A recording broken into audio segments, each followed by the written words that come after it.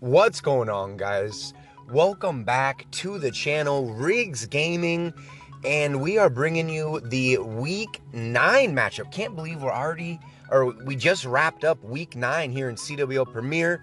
FYSB versus Grumpy Old Men. And as you guys see it on the screen, Grumpy Old Men, aka the Grumps, getting the victory on a tie. 114 to 114 was the final.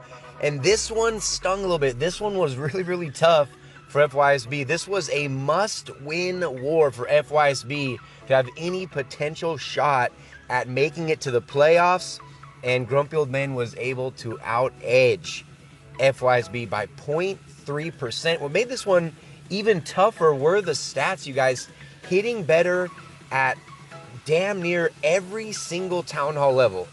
The numbers don't lie. Every single Town Hall level except one, which was the dips. The dips 100% did us in this war for 10v10s. We had 8 10v10s versus their 7. Our Town Hall 9s hit, I think it was 76% versus Grumpy Old Men. They were hitting it like, they had to dip 3 of our 9s. They were hitting just above 50%. Here's the stats right here. They went 16 for 30 in the 9v9 game. We went 4 for 6 on the 10v11 game versus their 3 for 9, I believe. They went 3 for 9. So like I said, it's pretty much every single Town Hall level, you guys. Like I said, it was really tough, but they got us on the dips. They hit at 100%. It's very important, and we all know when it comes to Town Hall 11, not that it's blown off, but it's just kind of expected. Okay, yeah, our 11s are perfect. Okay, moving on.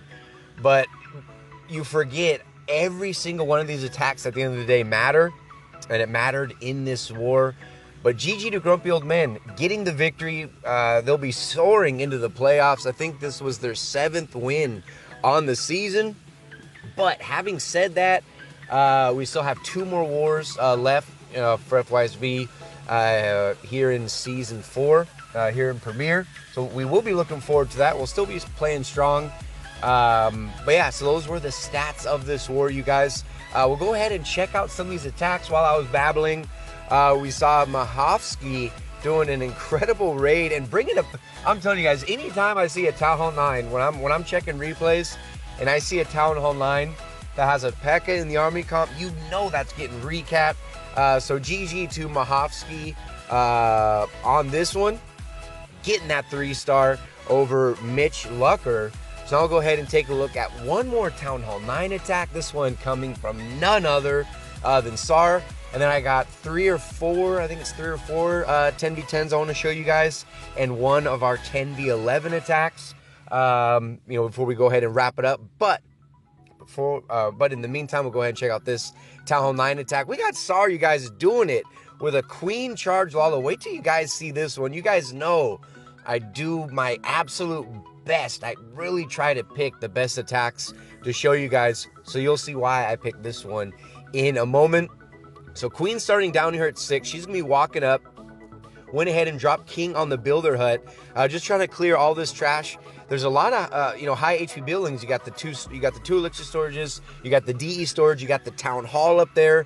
So King, just trying to clear some of this trash and to make sure that Queen goes inside of that 3 o'clock compartment right there, where he's going to try to get the enemy Queen taken care of, going to try to get the enemy CC taken care of, and hopefully pick up a couple air defenses, so on and so forth. Wizard helping out that King, just a tiny little Kiwi walk, just kind of help with a little bit more DPS behind him. So we see Queen went ahead and dropped down that Rage to rage up the Queen and the healers, beat through that Town Hall a little quicker. And here comes the Lava Hound, where Queen is going to go ahead and get tied up just a little bit. But check this out, guys. Look at that air defense doing work on SAR's healers. These healers getting shot in the face. And if you guys missed it, he did bring one of his own healers and then 2 maxed healers in the CC. So only needed 3 healers for that Queen walk to start off this attack. Hound goes ahead and drops down that poison. to slow down the pups and, you know, to help take them out. But check this out. Queen is able to pick up that air defense and pick up that sweeper. He's going to go ahead and start his Lalo down here at about 7:30. He's going to go ahead and drop both of his hounds to meet up on the air defense just above the expo down there at 6 o'clock. Dropping down 2 haste to push these loons into the base. And look, Queen is still up, even though the healers were ripped out of the gate. I mean, pretty much out of the gate. Queen beating on a wall. We always know that is her favorite thing to do. And look at this Lalo dropping down a few more loons on that mortar that's outside the wall up there at the top, getting those minions down to get that early cleanup. And look down at the spell comp, you guys. SAR with a swag rage, getting it done. Had to bring you guys that attack. Not only was it SAR, but the fact he swagged a rage, the healers died, didn't even matter, completely ripped apart that base. Very, very nice attack. All right, now we'll go ahead and check out this attack coming from the Zoinks, where he's been doing a CB, a CB hobo, but he's also bringing giants in the CC. This attack absolutely out of control. Just dropping a wizard up there at the top, taking out a few trash buildings and a couple builder huts as he's trying to set this funnel. So here goes the golem. He's going to head straight for the cannon, goes ahead and drops down Queen. As you guys see, the trash has clearly been cleared out from the top, so we know that side has been funneled, and the baby dragon is going to make sure that funnel's set once that elixir storage goes down. But here comes the giants. You can see they kind of met up on that Tesla and dropping down these bowlers behind them. And here goes the jump spell. That jump pretty much leading all the troops directly into the core. Does have a few bowlers walk on him right here. And by a few, I mean all of them. And you'll see over here, tried to do a Town Hall 8 style king swap. You can see he did not send his king with this kill squad. Didn't need it. Queen on queen action. His queen's going to win. And she also went ahead and took out the builder hut. Took out the bomb tower and the expo and the sweeper, really helping break that defensive ring. Hoggy's coming in here from the top up there at 12 o'clock, dropping down a heal spell. So we did have 1 rage and 1 jump for the kill squad, leaving 3 heals for the hog portion. There goes the second heal spell, covering that expo and that sweeper in case there are any bombs right there. And then the king swap, unfortunately, was a fail, but did bring the king's life down quite a bit. And he does still have his queen still up. And right here, as that giant bomb pops, goes in and drops down his 3rd and final heal, covering the cannon, and almost covered that mortar right there. But as the point defenses were distracted on the large group of hogs that were being healed, went ahead and dropped 1 hog on the archer tower and the mortar to go ahead and take them out. And check out, his queen ended up surviving.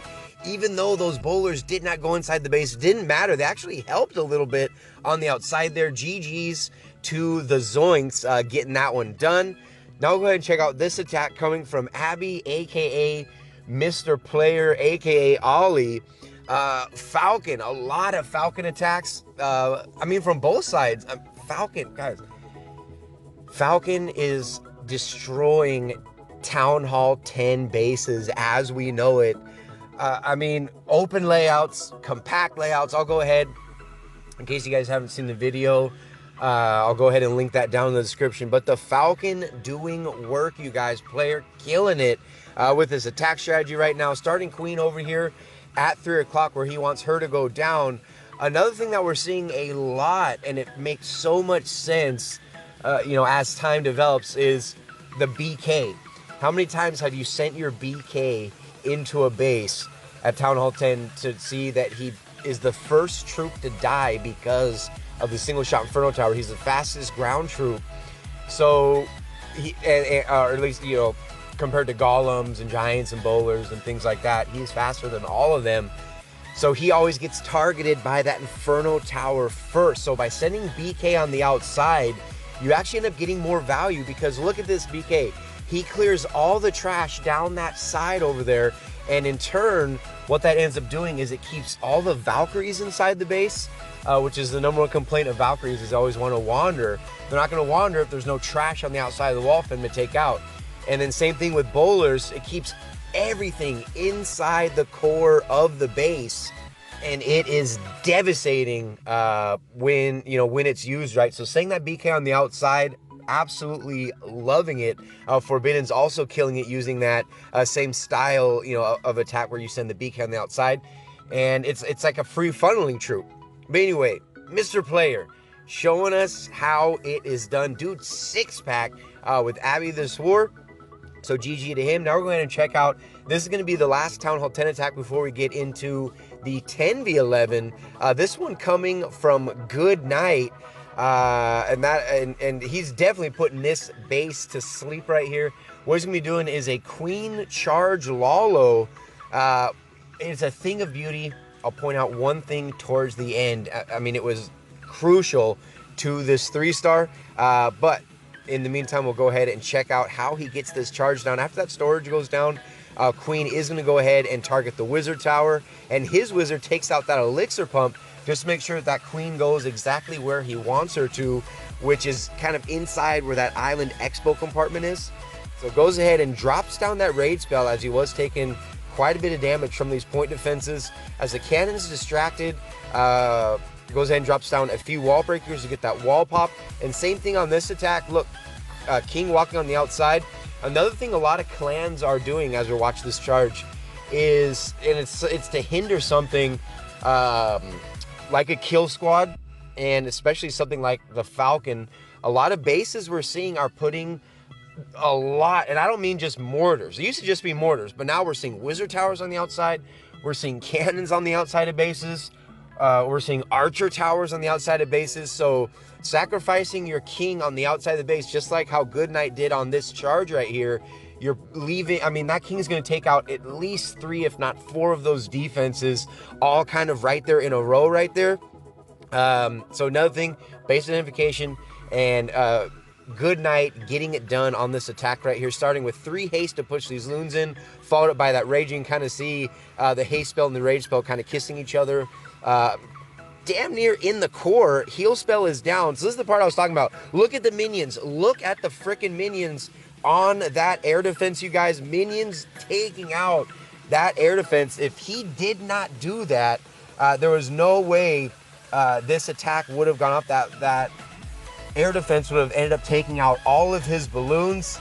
But freaking those minions were out of control. Dropped at least 6, maybe 7 minions to help take out that air defense. Swarmed it.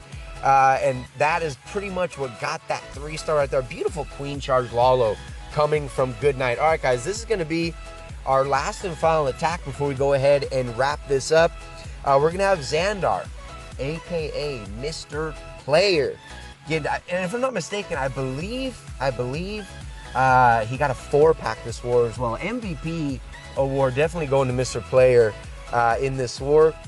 So he starts off with just a few balloons to take out the Archer Tower and take out that Tesla. And I'm not even sure if this was intentional, but that balloon ended up luring out the baby dragon and the witch that was inside of the CC. So he goes ahead and drops down the poison to help slow down the baby dragon. His baby dragon wins and even catches the witch and the skellies inside of that poison spell. So just gets incredible value all over. I mean, from top to bottom, not only on the lure, the balloons getting the percentage, the baby dragon taking out the other baby dragon and the witch. And now, so he's feed up a lot of percentage down there instead of nice funnel. And he's starting with a max Lava Hound coming out of the CC to tank the air defense up here at 12 o'clock, followed up by a few more balloons where he's going to go ahead and drop down a Rage, take out the 2 Archer Towers, the air defense, the Wizard Tower. And I believe that, yes, they do take out the cannon as well. And what he's going to be doing is he's going to be entering his kill squad in over here in hopes of taking out the Town Hall. Let's see how he gets it done. And check this Archer Tower. I mean, check that Archer Tower. Check that Archer out. Check out that Archer taking out the mortar. Absolutely love it. Ended up not even mattering, actually, because the pups went ahead and went to the mortar. But still, it was definitely something worth noting. So he's dropped down a couple of giants and a few wizards to take out that Archer Tower. That's an actual Archer Tower. And now he's ready for the kill squad. This funnel has completely been set. Look to the left. Go ahead and look to the right. No buildings. all the buildings left are pretty much the buildings that lead to the town hall. Dropping down 2 jump spells. Here comes all the bowlers. The queen behind. The CC has been taken care of. He's going to go ahead and drop down a rage and a heal spell as he goes ahead and pops king ability before he goes down. We do still have queen up. Excuse me, locking on to this town hall momentarily. Bowler's doing work. There goes the first star, and here goes queen under rage still. Ends up taking out the town hall, so anything at this point is all going to be extra. 57, 58. Once the expo goes down, that's going to be 59%, and that is where this attack is going to wrap up. Xandar, aka Mr. Player, getting it done on that attack right there. But that is going to do it for this recap. Hopefully you guys enjoyed it. It's always fun, you know, warring these guys over at Grumpy Old Men. Have a lot of respect for that clan. Very, very competitive. And as you guys see, we got one of the wins in a midweek, a tie win over Grumpy Old Men in a midweek. They got the win when it mattered here in CWL Premier. So GG's to them. Best of luck to you guys in the playoffs. We know you're going. Congratulations. FYSB, we got some work to do. We still got a couple more wars before this season wraps up. This was a must win. We were not able to clutch it. It is what it is, though. We're still having a lot of fun. But again, congratulations to Grumpy Old Men winning on this tie, you guys. 114 to 114. If you guys like the video, make sure you guys go ahead and leave it a like. If you are new here, make sure you go ahead and hit that subscribe button. Comments, questions, or concerns down in the comment section below. But that's going to do it. And I'll see you guys in the very next video. This has been Riggs Gaming.